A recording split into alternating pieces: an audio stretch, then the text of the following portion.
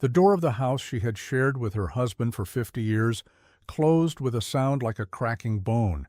It was not slammed. Thomas Gable, her brother-in-law, was too deliberate for that. He simply pushed it shut until the latch clicked, the sound precise and final, sealing her out of her own life. Elara stood on the porch, the worn floorboards cool beneath her thin shoes. She was 74 years old. In her left hand, she held a small cloth purse containing $17. In her right, she clutched a folded piece of paper, the deed to a patch of land her late husband Samuel had won in a foolish bet 30 years prior. Thomas had read the will in the parlor, his voice dry as dust. The house, the good land, the livestock, it all went to him, Samuel's only living male relative. Her name was not mentioned. It was as if her half-century of marriage, of running the household, of nursing Samuel through his final illness, had been erased by a few lines of ink. The law was on his side. The town of Silver Creek, represented by the silent men standing behind Thomas, was on his side. They looked at her with a mixture of pity and discomfort, their eyes skittering away from hers. "It is for the best, Elara," Thomas had said, his face a mask of false solemnity. "A woman of your years cannot manage a farmstead.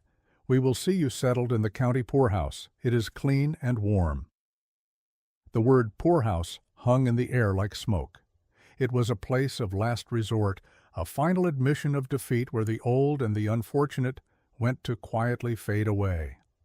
She looked at his polished boots, at the sturdy walls of the home she had kept, at the faces of the men who had eaten at her table, and a cold, hard knot formed in her chest.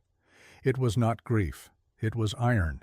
She had only two things of her own: the purse with its meager contents and the deed. The land was a running joke in the family.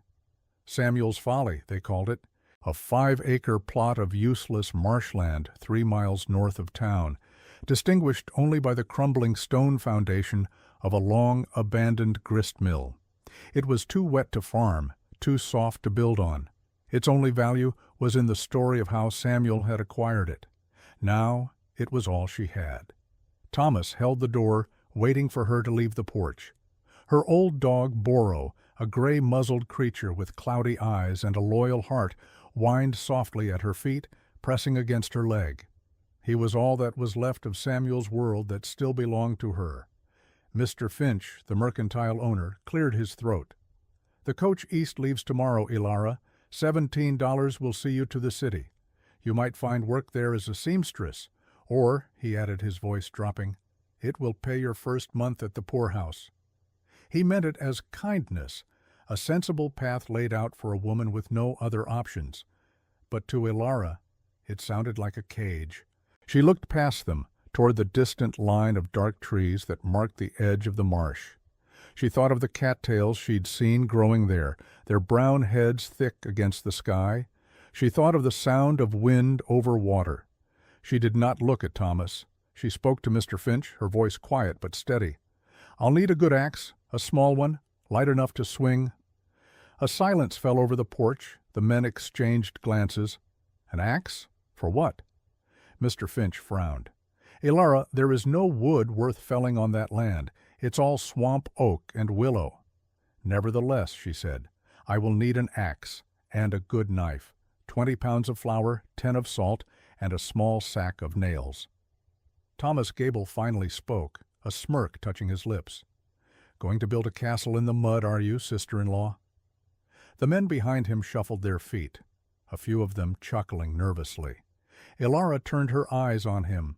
For the first time, she let him see the iron inside her. "This land is mine," she said, her voice as flat and hard as a river stone. She did not raise it. She did not need to. She turned without another word, Boro trotting at her heels, and walked away from the house, her back straight, her destination not the eastbound road but the dusty counter of Finch's mercantile. The men on the porch watched her go, a small gray figure walking toward an impossible future. They saw a fool. They saw a tragedy. They did not see the foundation of a new world being laid with every determined step. The journey to the marsh took the rest of the day. The weight of the flour and salt was a dull, persistent ache in her shoulders and back.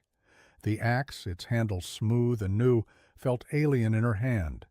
Boro padded along beside her, his head low, sensing the gravity of their exodus. The familiar dirt road that led from Silver Creek gave way to a faint track, which in turn dissolved into a game trail overgrown with thistle and burdock. The air grew thick and heavy, carrying the damp, loamy smell of decay and life intertwined.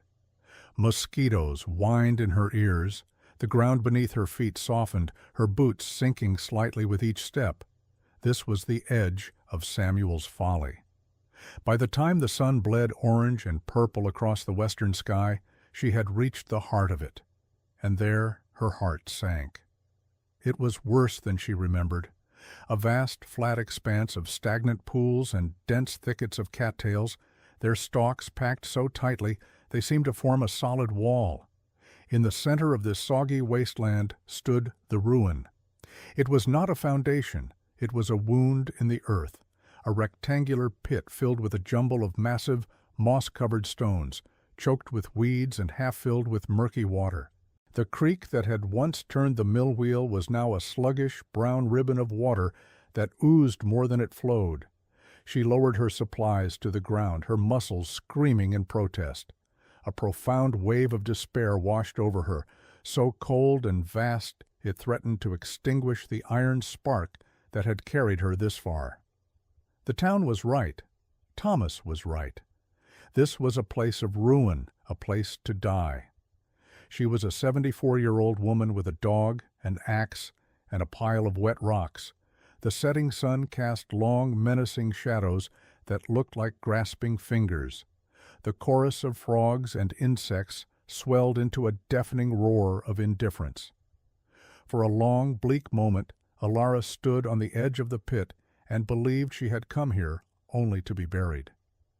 Boro, sensing her despair, nudged his wet nose into her hand. The simple, living warmth of it was an anchor. She took a deep breath, the damp air filling her lungs. She would not break here. She had one night to survive, then another.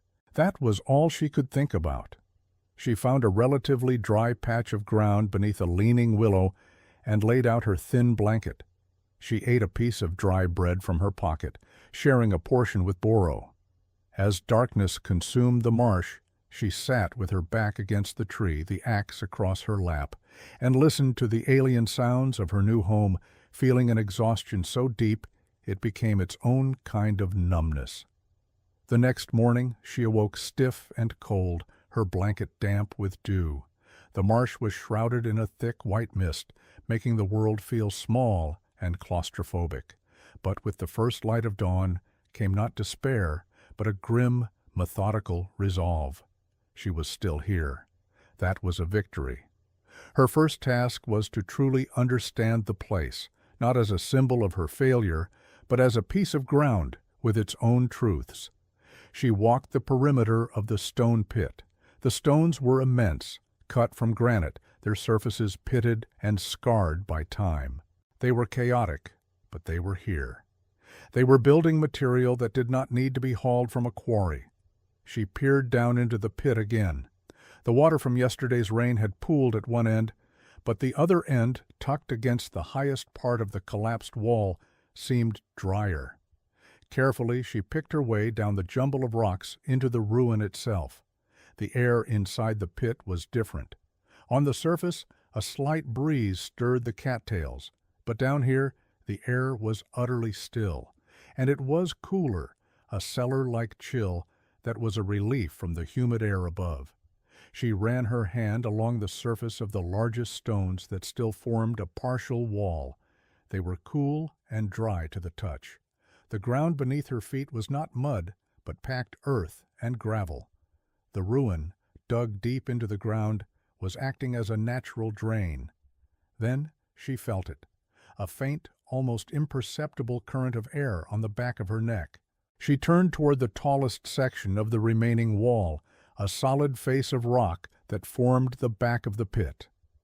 Kneeling down, she traced the source. Near the bottom, Hidden behind a curtain of overgrown ivy was a dark fissure no wider than her hand. The air flowing from it was steady and cool. It was a natural vent, a chimney carved by geology itself, breathing with the earth. Her eyes, now accustomed to the gloom, scanned her surroundings with a new purpose. She saw the creek not as a stagnant mess, but as a constant source of water and, more importantly, clay. The banks were thick with it. She looked at the endless sea of cattails. Her grandmother had taught her about them. They were not weeds. Their roots could be ground into flour, their young shoots were edible, their fluffy seed heads could be used as tinder or insulation, and their long, fibrous leaves and stalks, when dried, could be woven into mats, baskets, or even thatch. The world shifted. The pit was not a grave. It was a cellar, a foundation waiting to be reclaimed. The stones were not a mess. They were walls. The vent was not a crack. It was a chimney. The marsh was not a wasteland. It was a larder and a lumber yard. The town saw a folly. Elara now saw a system. A flicker of hope, fierce and bright, ignited within her. It was a daunting, almost impossible task for a woman of her age, but for the first time since the door of her old home had clicked shut, she saw not an end, but a beginning. The work began that day. It was a battle fought with leverage and patience, not brute strength. Her first task was to clear the pit. She found a sturdy branch of ironwood and, using a smaller rock as a fulcrum, began the slow, arduous process of moving the smaller, collapsed stones. Each rock was a victory. Her muscles, long softened by domestic life, screamed in protest. Her hands, used to needle and thread, were raw within the first hour. By evening, they were blistered. By the end of the week, the blisters had broken, bled, and begun to form thick calluses.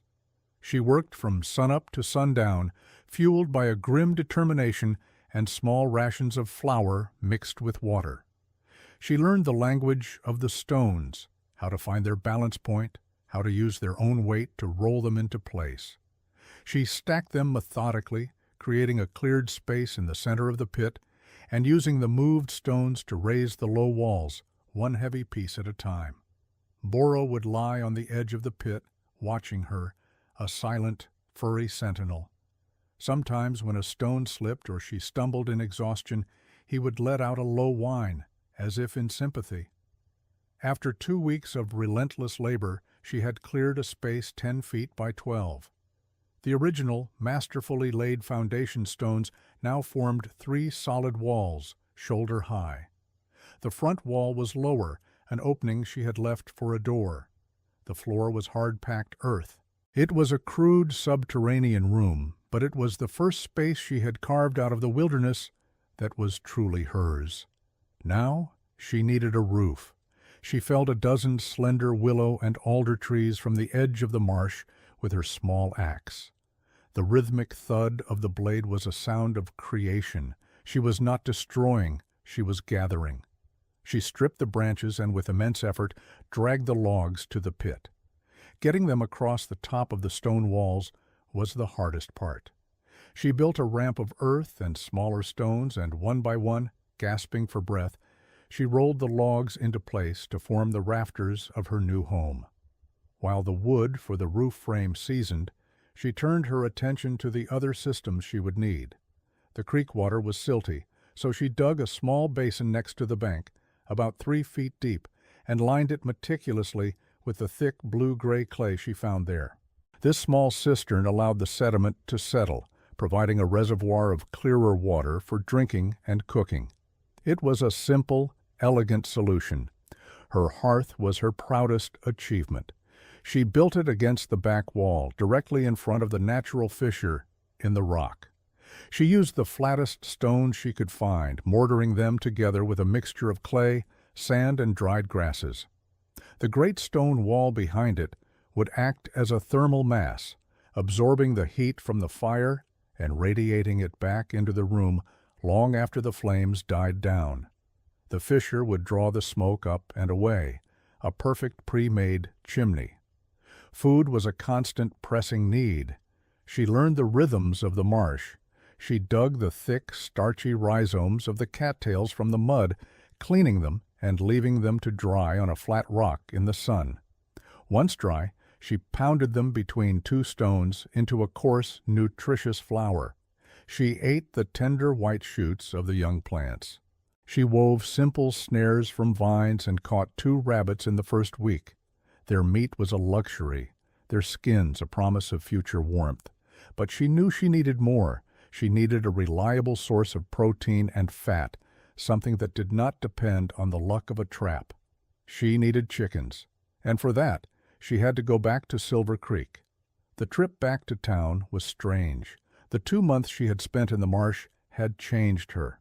Her skin was tanned and weathered, her hands were hard as wood, and her body, though tired, felt stronger than it had in years. She walked with a purpose that unnerved the people she passed. She carried a basket woven from willow branches. She entered Finch's mercantile, and the comfortable chatter within died instantly. All eyes turned to her. She looked like a creature from another world.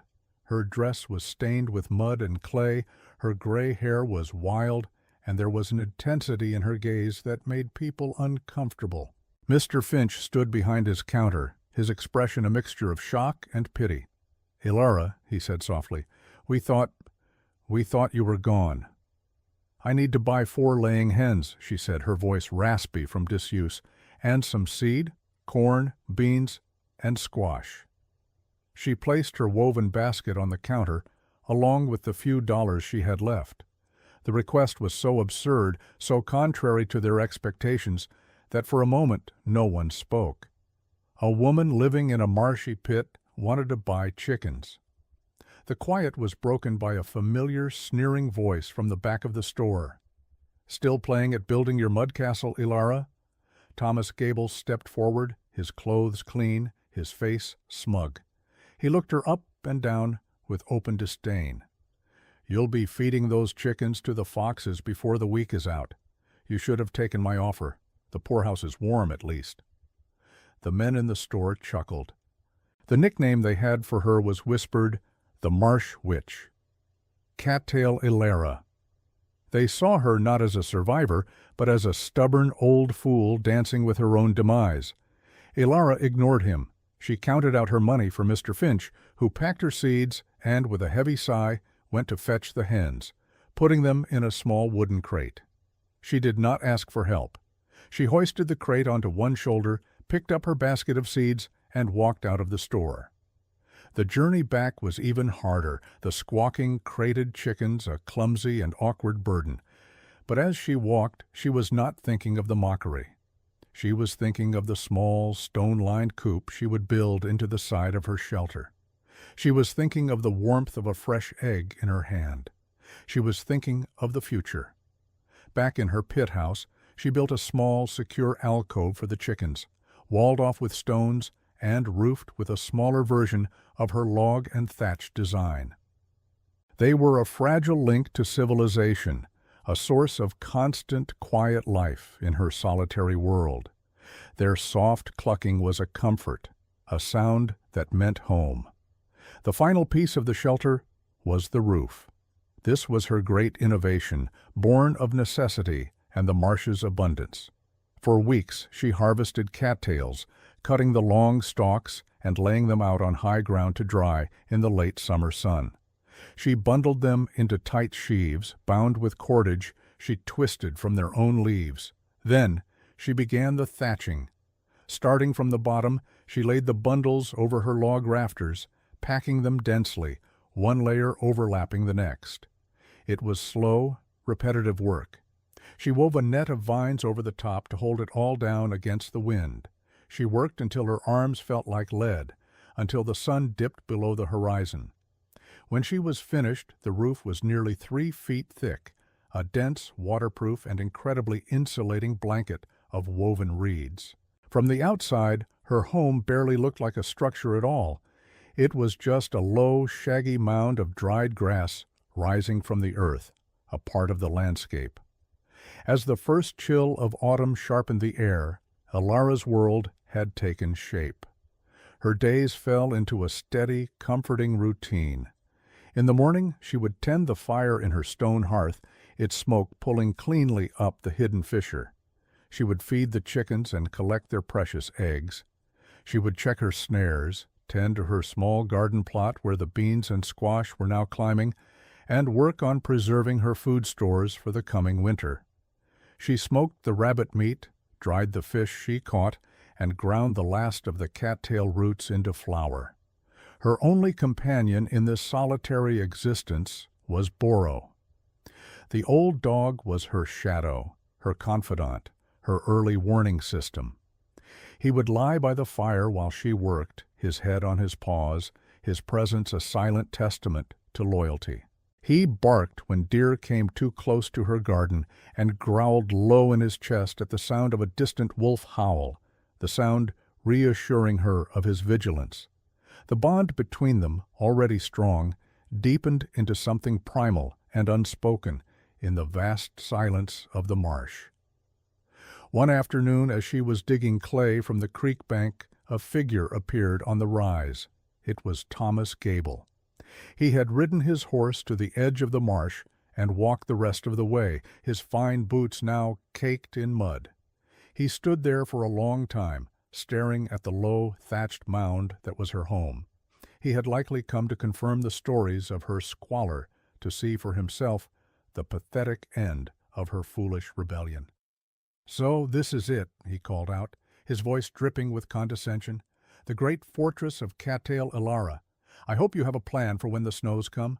This pile of weeds will collapse and bury you." Ilara did not stop her work. She simply plunged her spade into the clay and kept digging. "My roof will hold," she said, not looking at him. "The winter will break you," he sneered. "Pride is a cold comfort, Ilara. When you are starving and freezing, remember my offer still stands. The poorhouse will take you in." He waited for a response, for a plea or a sign of weakness. She gave him none. She just continued her work, her movements steady and sure. Defeated by her silence, he turned and stalked away, his disgust and certainty radiating from him. He did not see the neat stack of firewood beside her door. He did not see the smoke-stained rack of drying meat. He did not see the robust walls of stone hidden beneath the thatch. He saw only what he wanted to see, a foolish old woman in a pile of weeds. The deep winter arrived not gently, but like a hammer blow. The first blizzard came in late November, piling snow high against her sunken home.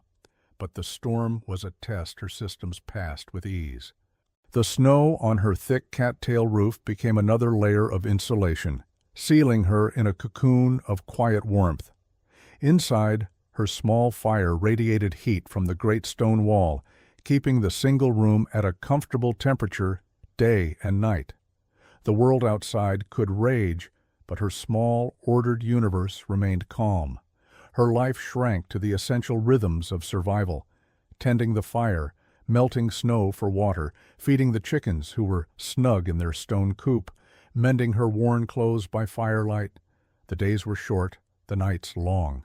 The solitude was immense, a physical presence, but it was not loneliness. She was the sovereign of her small kingdom, the architect of her own survival. She had her work, her warmth, and the steady, sleeping breath of Boro beside her. She had everything she needed. The true test, the one the old-timers would later call the Great Freeze of '83, began in January. It started with a snowstorm that lasted for 3 days, burying the landscape in a thick blanket of white. But it was what came after that was the true killer. The clouds vanished, the sky turned a brilliant, merciless blue, and the temperature plummeted. The wind rose, a relentless, razor-sharp gale from the north that stripped the heat from everything it touched. In Silver Creek, the community's confidence began to crack. Their well-built log and clapboard houses, sources of pride and security, proved vulnerable. The wind, like a thief, found every tiny gap in the chinking, every crack around window frames. It poured cold air into parlors and bedrooms, families huddled around their fireplaces, feeding them constantly, but the heat was sucked away almost as fast as it was produced. Wood piles that were supposed to last until March vanished in weeks. The town's communal woodshed at the meeting hall was emptied. The sound of axes echoed through the frozen town as men began desperately felling ornamental trees in their own yards. Livestock, even in sturdy barns, began to die, their water troughs frozen solid, their bodies unable to fight the penetrating cold. The roof of the meeting hall groaned under a massive snowdrift, and then cracked with a sound like a pistol shot, forcing its abandonment. Mr. Finch's store ran out of flour and salt. Fear, colder than the wind, began to creep into every home. The town, for all its conventional wisdom and sturdy construction, was failing. In her sunken home in the marsh, Elara was insulated from the apocalypse. The wind howled and screamed far above her head, but down in her stone-walled shelter there was only a muffled, distant roar.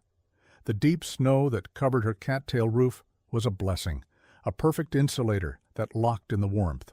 Her small, efficient fire needed only a few logs a day to keep the thermal mass of the back wall radiating a gentle, steady heat. Her chickens were alive and well, their water kept from freezing by the ambient warmth of the room. Her stores of food were secure. She was not fighting the storm.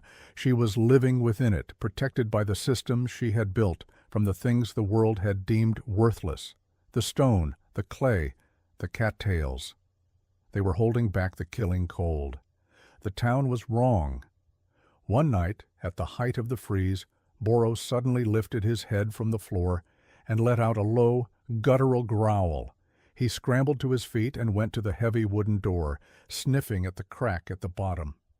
Elara quieted him with a hand on his back, her own ears straining against the muffled howl of the wind.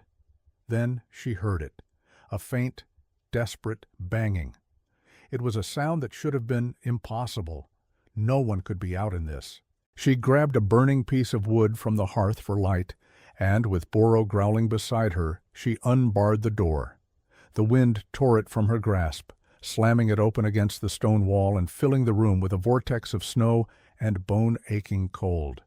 A figure, completely covered in ice and snow, stumbled forward and collapsed onto her floor. It was a boy, no more than 16, his face blue with cold, his breathing a shallow, ragged gasp. She recognized him instantly. It was Daniel, the young farmhand who worked for Thomas Gable. She and Boro dragged him inside and forced the door shut against the storm's fury. She stripped off his frozen coat and gloves, chafing his hands and feet, forcing warm, sweet tea between his chattering teeth. It took nearly an hour before he could speak, his words coming in broken sobs. "It's Mistress Gable," he gasped, his eyes wild with fear. "The fever's on her lungs. The house, it's so cold. We burned everything, the chairs, the sideboard, everything. The last of the wood is gone. Thomas sent me. He said you were the only chance." The boy looked around her small, warm room, his expression one of utter disbelief. "The baby is not waking up," he whispered, his voice cracking. "He's so cold." Elara stood and looked into the dying embers of her fire. She looked at her own woodpile, stacked neatly against the wall. It was not large, it was carefully rationed, enough for her and her animals to see out the winter, with little to spare. Helping them would mean risking her own survival. The image of Thomas's sneering face flashed in her mind, the man who had cast her out, who had mocked her, who had left her for dead. A bitter, cold satisfaction could have been hers for the taking. She could shut the door and let the winter deliver its own justice. But then she saw the face of the terrified boy on her floor. She thought of a woman fighting for breath in a freezing room. She thought of a cold child. Her own hardship had not hardened her heart. It had stripped it down to what was essential, and what was essential was not vengeance. It was life. The choice was made. But she would not be a fool. Giving them her precious, slow-burning hardwood would be a short-term fix and a long-term disaster for herself. She had a better solution. She went to a corner of the room where dozens of tightly bound sheaves of dried cattail stalks were stacked. They were her emergency fuel, her insulation, her raw material. They burned hot and fast, not ideal for sustained heat, but perfect for a desperate infusion of life-saving warmth. She loaded Daniel's arms with as many bundles as he could carry. "These will burn like kindling," she instructed, her voice firm and practical. "Use them to get the fire roaring again. Break up the last of the furniture. Anything. You need to break the chill in that room." She then filled a sack with cattail flour, a side of smoked rabbit, and a dozen precious eggs. "Feed them," she said simply. She wrapped the boy in one of her own spare blankets and looked at Boro. "Go with him," she commanded the dog. "See him home." Boro seemed to understand. He licked her hand once, then turned to the door, ready to face the storm again. She opened it, and boy and dog vanished into the swirling white chaos, a tiny, desperate expedition sent from the heart of the folly that was saving them all. The storm broke 2 days later. The wind died, and a profound crystalline silence fell over the frozen world. The sun shone weakly, its light glittering on a landscape of sculpted snow. Late that afternoon, Ilara saw another figure making its way slowly across the marsh. This time, it was not a desperate boy. It was Thomas Gable. He stopped before her low-mounded home, his shoulders slumped in defeat. He looked older, smaller, broken by the ordeal. He hesitated for a long moment, then knocked softly on her door. When she opened it, he did not speak. He simply stared into the warm, organized space she had created. His eyes, wide with shock, took in everything. The steady warmth radiating from the stone wall, the chickens clucking softly in their nook, the neat stacks of preserved food, the small pot of water simmering over the coals. He had expected a hovel, a pit of squalor and misery. He found a sanctuary. He saw the undeniable, irrefutable evidence of her ingenuity, her resilience, her triumph. The reality of what she had built from his scorn and her own 2 hands was a physical blow. It shattered the foundation of his pride. He finally raised his eyes to meet hers. All the arrogance was gone, replaced by a raw, painful humility. "My wife is alive," he said, his voice thick with emotion. "The fever broke this morning. The doctor said the warmth you sent saved her. And my son, he is alive." He took a ragged breath. "We were wrong, Ilara," he said, the words costing him everything. "I was wrong. I called you a fool. I told everyone this place was a folly." He shook his head, a look of profound wonder on his face. My God, we were the fools. It was the vindication she had earned through 1,000 hours of back-breaking labor, through loneliness and hardship. But standing there in her doorway, Ilara felt no triumph, no desire to gloat. Her victory was not over him. It was over the winter. It was over despair. She simply nodded and stepped aside. "There is food," she said, her voice quiet. "Come in from the cold. Eat." Her grace was more disarming than any accusation could have been. He stumbled inside, accepting a wooden bowl of hot stew. He ate in silence, a man undone not by an enemy, but by an act of undeserved kindness. He had come expecting to find a victim. He had found a queen in a kingdom of stone and cattails, and her quiet generosity was the final devastating proof of his own failure. When the great thaw finally came, the story of what had happened during the freeze spread through Silver Creek like wildfire. It was no longer the tale of the marsh witch or cattail Ilara. It was the story of Ilara's shelter. People came out to the marsh not to gawk or mock, but to see for themselves. They came with gifts of thanks, a bag of sugar, a new blanket, a young goat. But mostly they came to learn. They stood at the edge of the pit and marveled at the simple genius of it. They asked about the sunken foundation, about the thermal mass of the stone wall, about the natural chimney. They ran their hands over the thick, tightly woven cattail roof, understanding for the first time that what they had seen as a pile of weeds was in fact a sophisticated piece of engineering. The derisive nickname was retired, replaced with a quiet, respectful Ilara of the marsh. Thomas Gable was a changed man. His authority in the town evaporated, his pride replaced by a quiet, public shame. He never regained his standing as a community elder. He was now just the man whose family had been saved by the woman he had wronged. He repaid Ilara's kindness, not with words, but with actions, leaving a steady supply of good hardwood at the edge of her property each autumn, a silent, yearly apology. The impact on Silver Creek was slow but profound. The next barn built in the valley was constructed with a low stone foundation dug into the side of a hill, a clear imitation of Ilara's design. People began harvesting cattails not to clear them away, but to use their stalks for insulating sheds and chicken coops. The marsh, once Samuel's Folly, was now seen as a resource, a place of hidden abundance. Ilara's quiet act of survival had subtly reshaped the community's understanding of the world around them. They had learned a hard lesson, that the most valuable things are often those that have been discarded. Years passed. Ilara remained in her home, her life falling back into its peaceful, self-sufficient rhythm. She never sought recognition or praise. Her satisfaction came from the solid feel of her walls, the warmth of her fire, the taste of the food she grew and gathered herself. She had built more than a shelter. She had built a life on her own terms from the very things the world had told her were worthless. On a warm evening in her 85th year, she sat on a smooth stone bench outside her door, watching the sun set over the marsh. The cattails glowed gold in the fading light.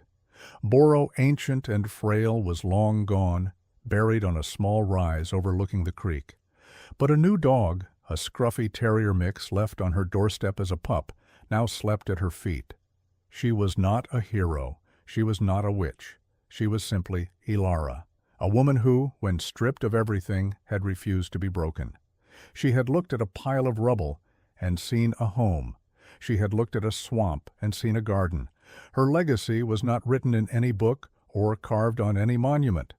It was written in the quiet, enduring strength of the stone walls around her, and in the profound truth that true resilience is the grace to build a future out of the ruins of the past.